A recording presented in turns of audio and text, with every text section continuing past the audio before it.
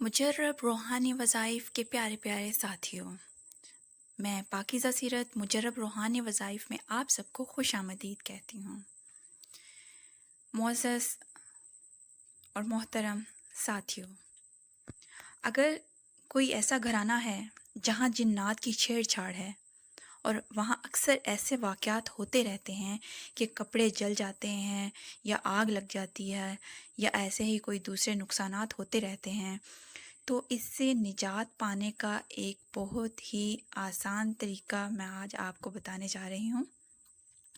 یہ طریقہ آپ بھی آزما سکتے ہیں کہ اس کو کرنے کا طریقہ بہت ہی زیادہ آسان ہے کہ جب بھی آپ گوشت پکائیں، میں آپ کو یہ نہیں کہہ رہی کہ اسپیشلی لا کر پکائیں، نہیں، جب بھی کبھی اپنے لیے پکائیں تو ہڈیاں پھینکیں مت، انہیں سنبھال کر کسی ایسی جگہ پر رکھ دیں جہاں وہ حفاظت سے رکھی رہیں۔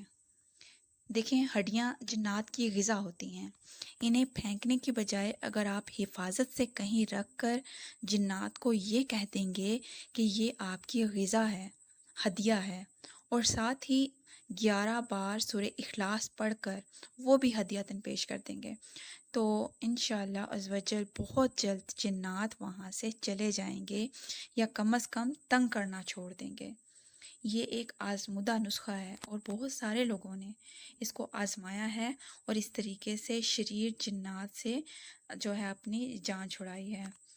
آپ بھی اس کو آزمائیں، انشاءاللہ اس کا اثر آپ بہت جلد دیکھیں گے۔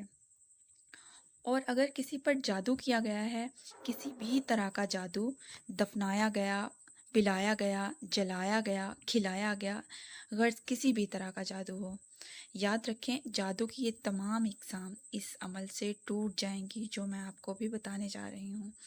یہ عمل سرکار دو عالم صلی اللہ علیہ وآلہ وسلم کی احادیث کے ذریعے سے ہم تک پہنچا ہے اور ہم آپ تک پہنچا رہے ہیں۔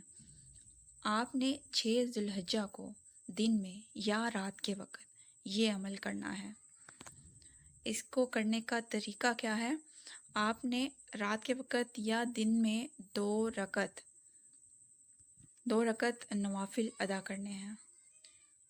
2 رکعت نفل ادا کرنے کے بعد اول و آخر درود شریف کے ساتھ آپ نے 100 بار کلمہ توحید کا ورد کرنا ہے اور جادو سے چھٹکارے کے لیے اللہ تعالیٰ سے دعا کرنی ہے، یعنی 2 رکعت نفل پڑھے، اس کے بعد اول و آخر درود شریف کے ساتھ کلمہ توحید کا ورد کرنا ہے 100 بار، اور اس کے بعد پورے گریہ زاری کے ساتھ، پورے توکل کے ساتھ، یقین کے ساتھ آپ نے اللہ تعالیٰ سے اس پریشانی سے نجات کے لیے دعا کرنی ہے۔ انشاءاللہ تعالیٰ جادو و سحر سے آپ کو نجات بخش دی جائے گی۔